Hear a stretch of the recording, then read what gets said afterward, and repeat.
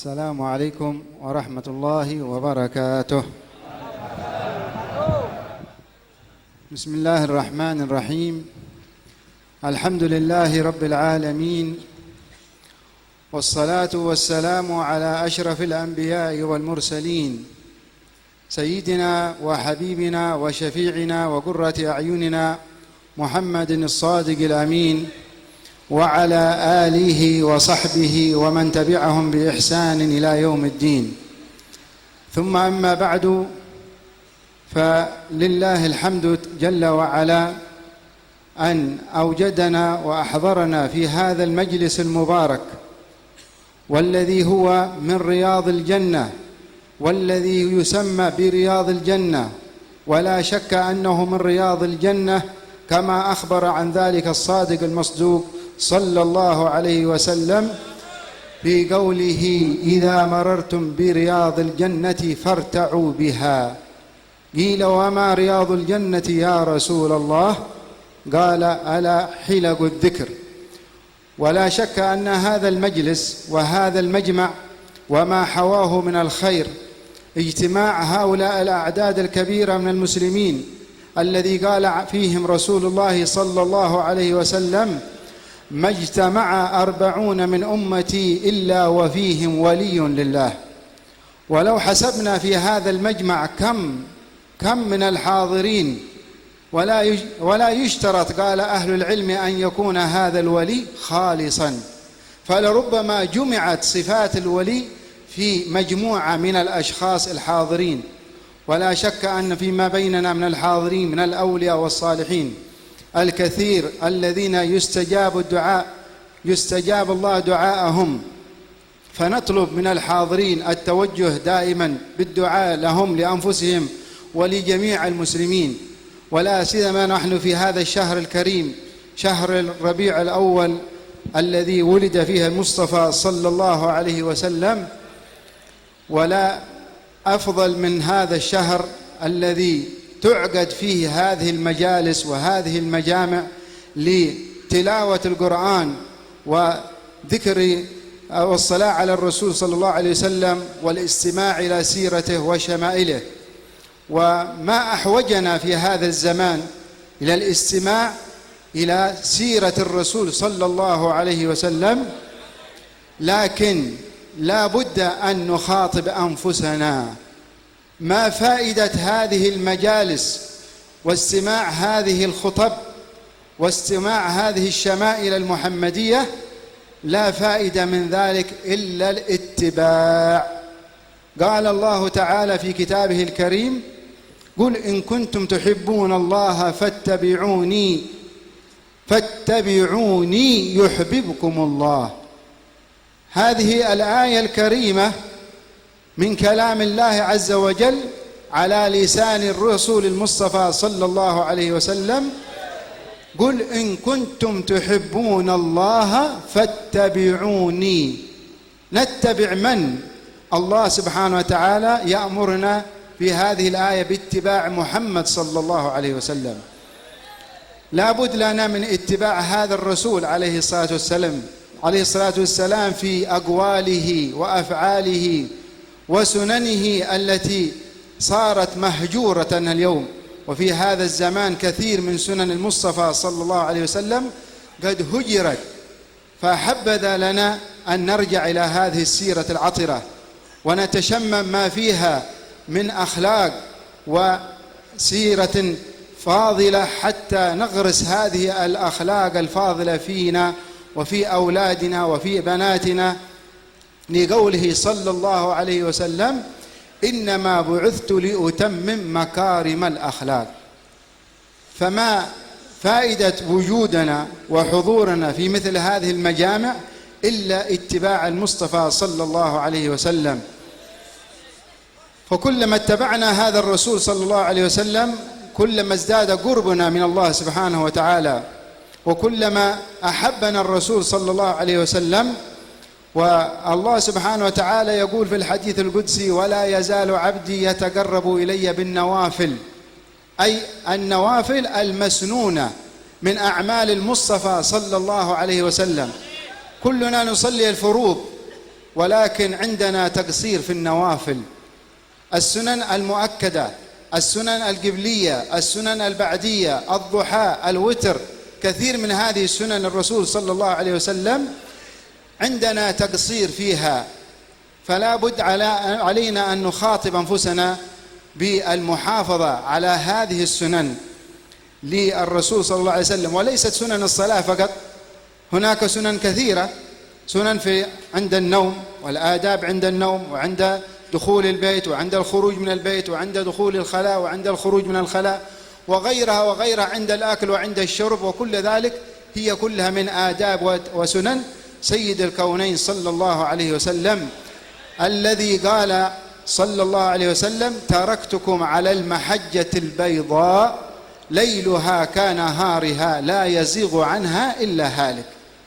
فإنه عليه الصلاة والسلام لم يدع لنا شيء من أعمالنا اليومية المعتادة فضلا عن أعمال العبادة إلا وقد بينه لنا عليه الصلاة والسلام. بين لنا أعمال العبادة كلها، وبين لنا أيضا الآداب التي ينبغي لنا أن نعمل بها في أوقاتنا وفي أعمالنا المعتادة، مثل الأكل والشرب والنوم وغير ذلك من الأعمال. فلا بد لنا من الحصول أو حصول الثمرة من هذه المجالس هي اتباع المصطفى صلى الله عليه وسلم. قال سيدنا الحبيب عبد الله بن علوي الحداد: ما من سنة سنها رسول الله صلى الله عليه وسلم إلا وأرجو الله أني قد عملت بها. من منا اليوم في هذا الزمان يقول مثل هذا الكلام؟ ما من سنة سنها رسول الله صلى الله عليه وسلم إلا وأرجو الله أنني قد عملت بها. فنحن عندنا تقصير من سنن الرسول صلى الله عليه وسلم، فلذلك ينبغي أن تكون ثمرة هذه المجالس هي إحياء سنة الرسول صلى الله عليه وسلم والاتباع، اتباع الرسول صلى الله عليه وسلم، حيثما قال عليه الصلاة والسلام عن الصلاة. نحن الآن في مجال الوعظ والتذكير، نتكلم أولا حول الصلاة التي هي عماد الدين، وقال فيها الرسول عليه الصلاة والسلام، أوضح لنا بحديث بسيط وعبارات كلمات بسيطة، فقال صلى الله عليه وسلم: صلوا كما رأيتموني أصلي. صلوا كما رأيتموني أصلي. كيف كان يصلي الرسول صلى الله عليه وسلم؟ هذا الكلام الذي ينبغي أن نخاطب أنفسنا به. كل واحد يحاسب نفسه، كيف هل صلاتي الآن مثل صلاة الرسول صلى الله عليه وسلم؟ هل أصلي مثل ما كان الرسول يصلي حتى تكون صلاتي هذه لها قبول عند الله سبحانه وتعالى؟ وإلا هي صلاة بعجالة، كما ورد عنه عليه الصلاة والسلام عندما رأى رجلا أو أعرابيا صلى بصلاة مستعجلة، فقال له عليه الصلاة والسلام: يا هذا صلي فإنك لم تصلي. فأعاد الصلاة، ثم قال له عليه الصلاة والسلام: صلي فإنك لم تصلي. ثم أعادها للثالث فقال له أيضا: صلي فإنك لم تصلي. فاستغرب هذا الإعرابي وجاء إلى الرسول صلى الله عليه وسلم وقال: يا رسول الله، والله إني لا أحسن أكثر من هذا، أو كما قال لا أحسن الصلاة. فبين له عليه الصلاة والسلام أن الصلاة فيها الطمأنينة، فإذا استقمت فاطمئن قائما، وإذا ركعت فاطمئن راكعا، وإذا سجدت فاطمئن ساجدا، إلى آخر الحديث كما قال عليه الصلاة والسلام.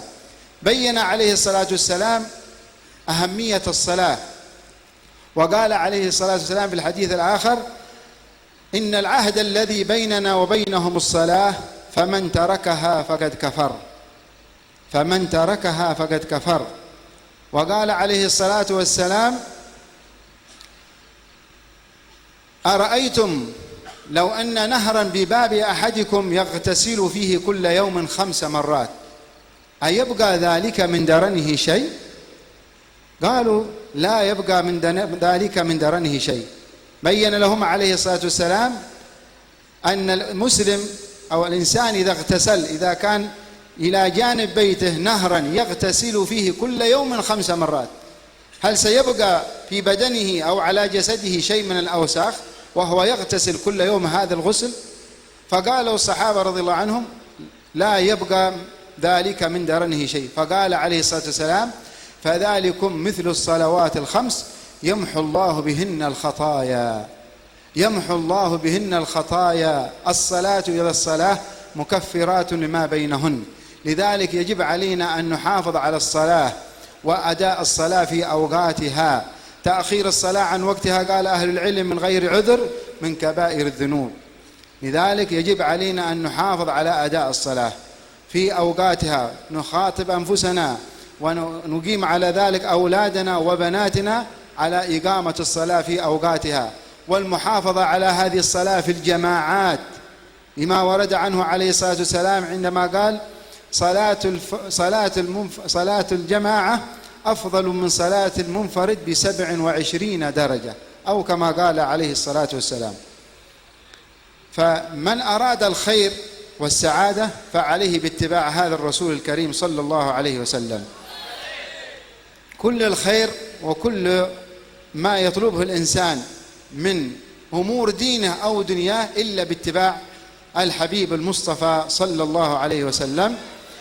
فلذا ينبغي علينا أن نتابع سيرته، نتابع سيرة الرسول ونتشمم ونتعرف. نحن قرأنا الآن في هذا المولد، قرأتم في هذا المولد: إذا أجابه المسكين أجابه إجابة معجلة. هذا خلق من أخلاق الرسول عليه الصلاة والسلام، وأدب من آداب الرسول صلى الله عليه وسلم. من منا يتخلق مثل هذا الخلق؟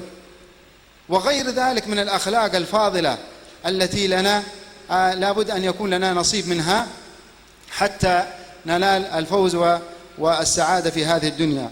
ولا نريد أن نطيل عليكم، فالمجلس هذا مجلس مبارك، ونشكر القائمين على هذا المجلس، جزاهم الله عنا وعن المسلمين وعن الإسلام خير الجزاء على عقد هذا المجلس وهذا المجمع المبارك، ولا سيما في هذا الشهر المبارك، واستماع إلى سيرة الرسول صلى الله عليه وسلم وشمائله صلى الله عليه وسلم. وكذلك بالخصوص اللي هو الأستاذ بارقبة توفيق محمد بارقبة على إيدائه النصح وتوضيح لكم الأحاديث النبوية 40 النووية هذه. فخيركم من تعلم القرآن، هنا قال عليه الصلاة والسلام: خيركم من تعلم القرآن وعلمه. وفي الحديث الآخر قال: من يرد الله به خيرا يفقهه في الدين، من يرد الله به خيرا يفقهه في الدين. نسأل الله سبحانه وتعالى لنا ولكم القبول والإقبال، وأن الله يجعلنا وإياكم من مناصري هذا الرسول الكريم صلى الله عليه وسلم، وأن يحشرنا في زمرة الرسول صلى الله عليه وسلم وأصحابه الكرام، وأن يجعلنا متحابين في الله، وجعلنا من المتحابين في الله حتى نحشر تحت ظل عرش الرحمن يوم القيامة، كما قال عليه الصلاة والسلام: 7 يظلهم الله تحت ظل عرشه يوم لا ظل إلا ظله.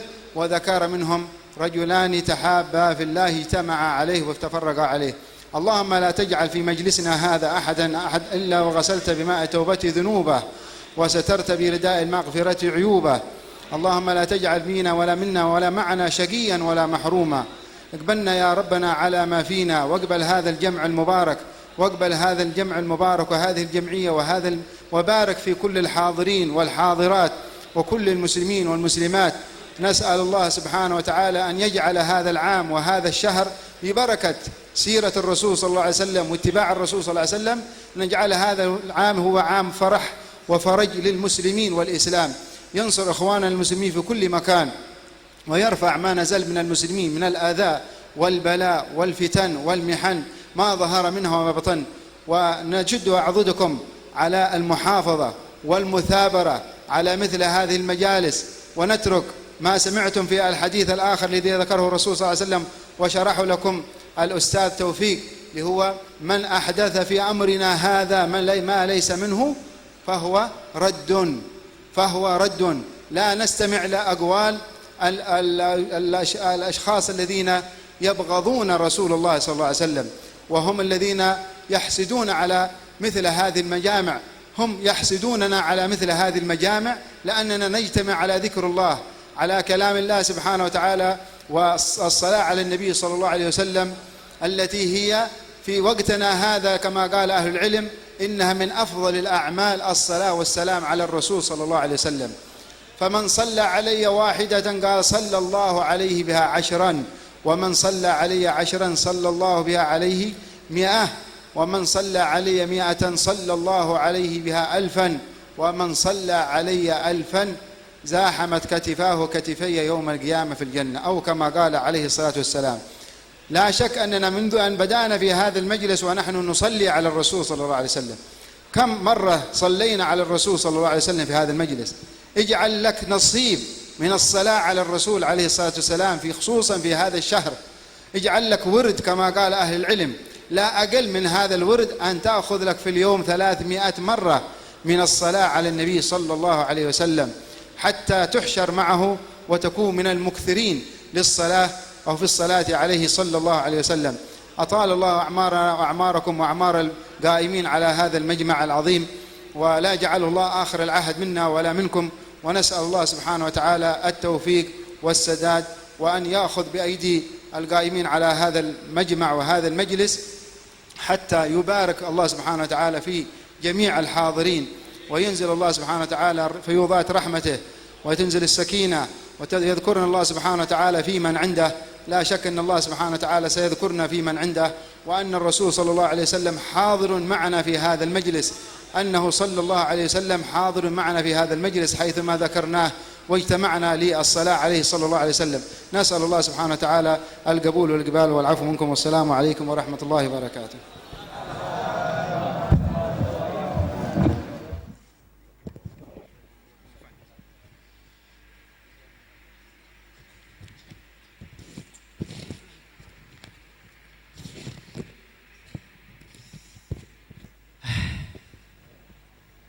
بسم الله الرحمن الرحيم. نحاول أن نترجم كلها إن شاء الله بإذن الله تعالى، وأعذرونا على التقصير يا حبيب. Al-Habib Hamid bin Muhammad bin Abdullah Al-Idrus memulai Mau'izatul Hasanah beliau dengan memuja puji Allah Subhanahu wa taala, bersalawat kepada Rasulullah sallallahu alaihi wasallam. Kemudian beliau mengatakan bahwa majlis ini adalah majlis yang penuh barakah. Majlis yang dinama Riyadul Jannah ini sesuai dengan yang Rasulullah sallallahu alaihi wasallam telah sampaikan, "Idza marartum bi riyadil jannah farta'u." Apabila kalian melewati taman dari taman surga, maka mampirlah. Wa ma riyadul jannah ya Rasulullah? Apa riyadul jannah itu ya Rasulullah? Qala hilaqud dzikr. Kumpulan orang yang berzikir kepada Allah Subhanahu wa taala. Maka tiada ragu bahwa majlis kita ini sebagaimana dikatakan oleh Rasulullah sallallahu alaihi wasallam adalah riyadul jannah. Bagaimana tidak? Bukankah perkumpulan yang ini demikian banyaknya? Bahkan Rasulullah sallallahu alaihi wasallam telah menyampaikan, tidaklah berkumpul 40 orang. 40 orang saja berkumpul dalam satu majlis berzikir kepada Allah, maka salah satu di antara mereka adalah wali dari wali Allah. Dan bagaimana dengan majlis yang jumlahnya demikian banyak? Tentu bukan hanya satu, tapi juga ribuan wali yang ada di majlis ini. Beliau juga melanjutkan menegaskan bahwa tidak disyaratkan wali tersebut adalah ikhlas. Tidak disyaratkan dari 40 orang tersebut walinya ikhlas. Bisa jadi tidak ikhlas. Hadir kemari tidak ikhlas, tidak karena Allah Subhanahu wa taala, tidak karena Rasulullah sallallahu alaihi wasallam, tapi karena keberkahan 40 orang tersebut, keberkahan mau bersama-sama tersebut, Allah Subhanahu wa taala menerima mereka. Apalagi bukan hanya zikir, majlis ini adalah majlis salawat kepada Rasulullah sallallahu alaihi wasallam. Beliau menyampaikan betapa butuhnya kita di zaman ini kepada Rasulullah sallallahu alaihi wasallam untuk tahu sirah kehidupan, sejarah kehidupan Rasulullah sallallahu alaihi wasallam. Dan apa faedah dari majlis seperti ini? Majlis bersalawat kepada Rasulullah, majlis yang dibacakan sejarah kehidupan Rasulullah. Apa faedahnya? Tidak ada faedah majlis yang ini kecuali ittiba', mengikuti Rasulullah sallallahu alaihi wasallam. Allah Subhanahu wa taala telah berfirman, Bismillahirrahmanirrahim, Qul in kuntum tuhibbunallah fattabi'uni yuhibbukumullah. Katakanlah wahai Muhammad kepada mereka, in kuntum tuhibbunallah, kalau kalian benar-benar cinta kepada Allah, fattabi'uni, maka ikutilah aku. Ikutilah aku, kata Rasulullah sallallahu alaihi wasallam, yuhibbukumullah, niscaya Allah juga cinta kepada kalian. Maka hendaklah kita mengikuti Rasulullah sallallahu alaihi wasallam, mengikuti dalam perbuatan Rasulullah, mengikuti perkataan ucapan Rasulullah, mengikuti sunnah-sunnah Rasulullah sallallahu alaihi wasallam. Di zaman sekarang ini demikian banyak sunnah-sunnah Rasulullah sallallahu alaihi wasallam yang telah kita lupakan, yang telah kita tinggalkan. Kita tidak mengetahui sunnah-sunnah Rasulullah sallallahu alaihi wasallam. Beliau contohkan sunnah qabliyah dan sunnah ba'diyah. Sunnah qabliyah dan sunnah ba'diyah, yaitu solat sunnah sebelum solat fardu. Kalau kita solat isya, saya contohkan, kita solat sunnah isya, ada sunat qabliyahnya. Sebelum salat isya ada salat sunnah 2 rakaat. Setelah salat isya juga ada salat sunnah 2 rakaat. Sunnah qabliyah ba'diyah ini sudah banyak ditinggalkan oleh kita. Maka hendaklah kita memperhatikan sunnah-sunnah seperti itu, dan juga sunnah-sunnah yang lainnya, terutama dalam keseharian kita. Rasulullah sallallahu alaihi wasallam juga mencontohkan kepada kita bagaimana kita makan, bagaimana kita minum, apa yang kita baca sebelum makan, apa yang kita baca sebelum minum, apa yang kita baca sebelum masuk ke kamar mandi. Semua itu telah Rasulullah sallallahu alaihi wasallam ajarkan kepada kita. Beliau menyampaikan keseharian Rasulullah sallallahu alaihi wasallam, kehidupan Rasulullah yang biasa-biasa saja. Kesehariannya adalah sunnah bagi kita. Keseharian telah diajarkan kepada kita, apalagi ibadah. Tentu ibadah lebih Rasulullah tekankan kepada kita. Dan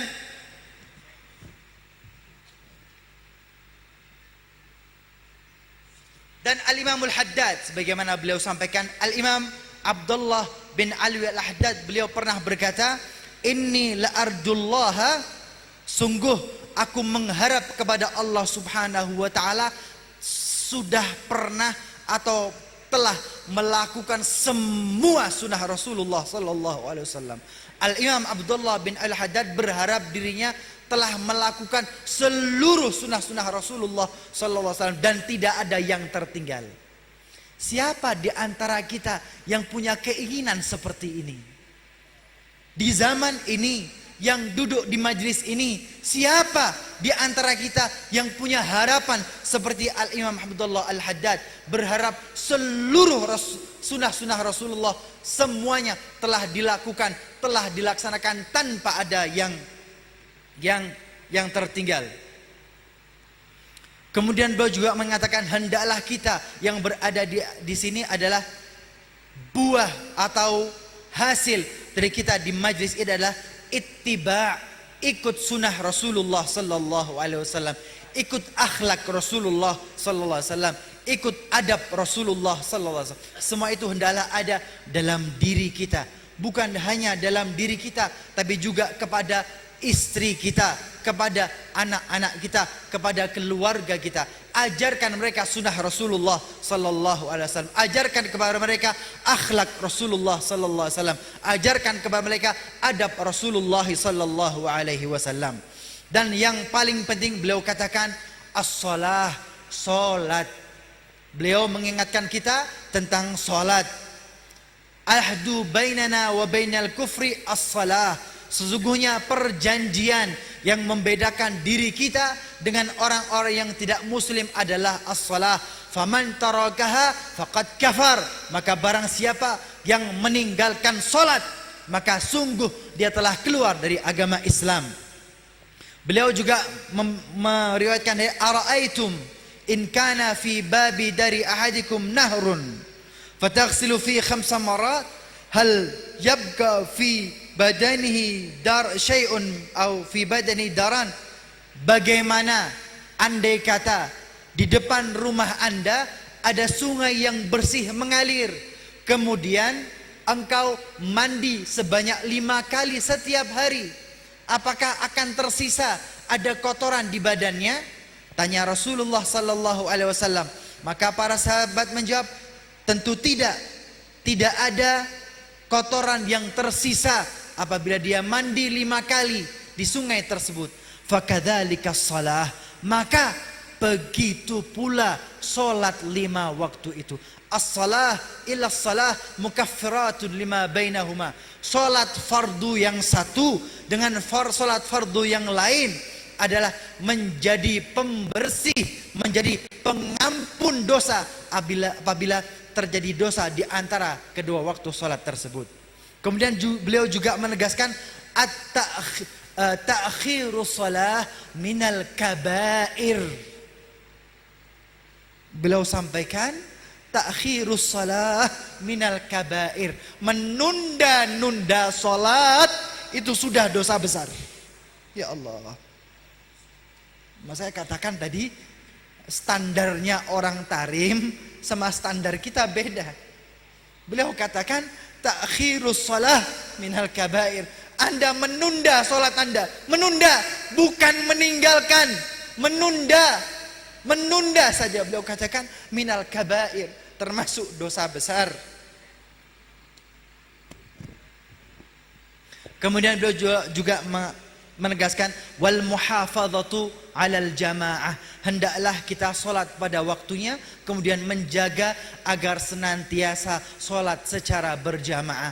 Solat berjamaah itu nilainya di sisi Allah Subhanahu wa taala 27 kali lipat atau 27 derajat lebih baik daripada orang solat dengan sendirian. Ini adalah hal yang terpenting dari akhlak Rasulullah sallallahu alaihi wasallam, memperhatikan salat. Selain salat, beliau juga tadi mengambil contoh dari kalam Al-Habib Ali, akhlak Rasulullah yang menjadi contoh, idza da'ahul miskinu ajabahu ijabatan muajjalah. Rasulullah kalau diundang sama orang miskin, maka Rasulullah dengan bersegera memenuhi undangan tersebut. Siapa di zaman ini? Siapa di zaman ini yang seperti akhlak Rasulullah sallallahu alaihi wasallam, yang memperhatikan orang miskin, orang yang tidak punya? Beliau kemudian juga menyampaikan, beliau berkata, saya akan tidak memperpanjang mau'izatul hasanah saya. Saya berterima kasih kepada al-qa'imina bihadzal majlis, kepada mereka yang membantu majlis ini, kepada mereka yang berjuang untuk majlis ini. Betapa perlunya kita dengan majlis-majlis seperti ini. Majlis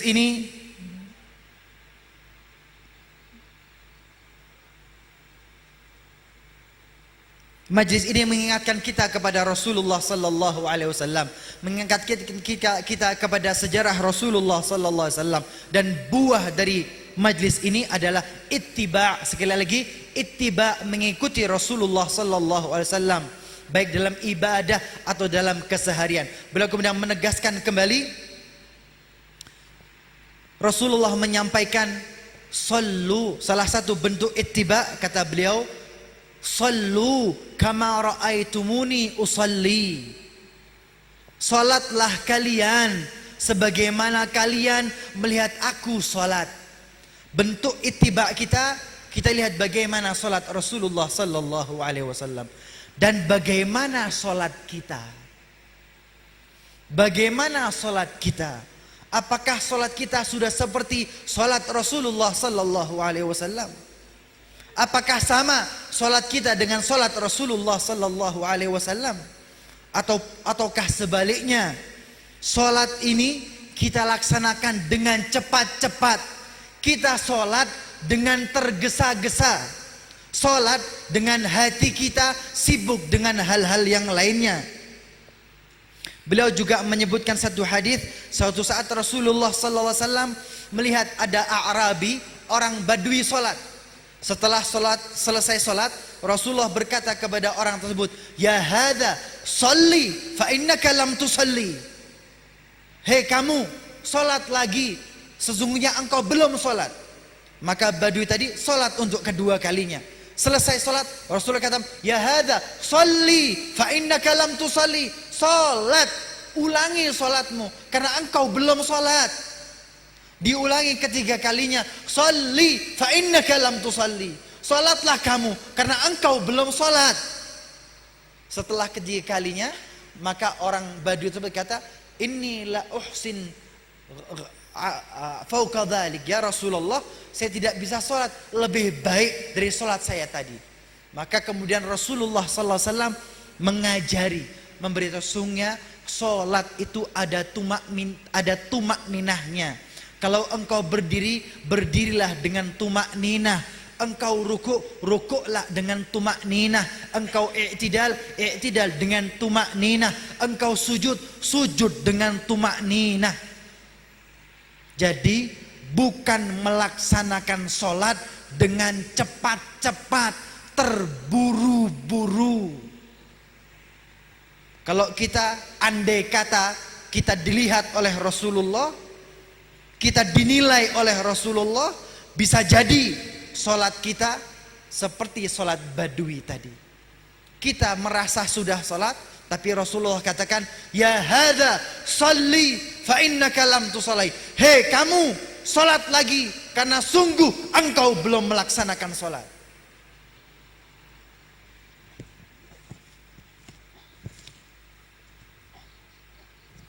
Yang terakhir, beliau berterima kasih kepada mereka-mereka yang banyak membantu majelis ini.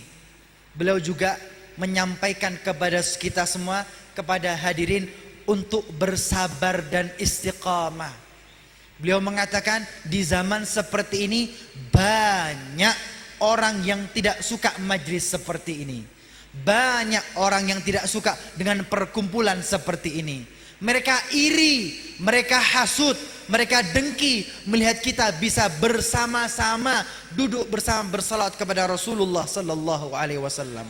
Beliau juga mendoakan semoga kita semua duduk bersama saling mencintai karena Allah Subhanahu wa taala, saling menyayangi karena Allah Subhanahu wa taala, agar kelak pada hari kiamat kita masuk dalam naungan Allah Subhanahu wa taala, sebagaimana dalam hadis, "Sab'atun yudhilluhumullah yauma la dhilla illa dhilluh." Ada 7 golongan yang kelak pada hari kiamat di padang mahsyar. 7 golongan ini khusus VIP mendapat naungan dari Allah Subhanahu wa taala. Salah satunya adalah al-mutahab, at-tahab, 2 orang yang mencintai satu sama lainnya karena Allah Subhanahu wa taala. Maka semoga majlis ini menjadikan kita semua saling mencintai, saling menyayangi karena Allah Subhanahu wa taala. Beliau juga mendoakan semoga majlis ini tetap istiqamah, tetap sabar. Semoga yang berada di sini dikuatkan oleh Allah Subhanahu wa taala. Semoga yang hadir di sini dapat mengikuti Rasulullah sallallahu alaihi wasallam, ittiba sunnati Rasulillah sallallahu alaihi wasallam. Beliau menambahkan bahwa tidak ada keinginan din dan dunia, tidak ada hajat duniawi dan hajat ukhrawi kecuali melalui ittiba Rasulullah sallallahu alaihi wasallam. Maka ikuti Rasulullah, niscaya kita bahagia dunia dan akhirat. Ikuti Rasulullah, niscaya hajat kita duniawi dan hajat kita ukhrawi diberi oleh Allah Subhanahu wa taala. Ini yang dapat saya sampaikan. Wal afu minkum. Wassalamu alaikum warahmatullahi taala wabarakatuh.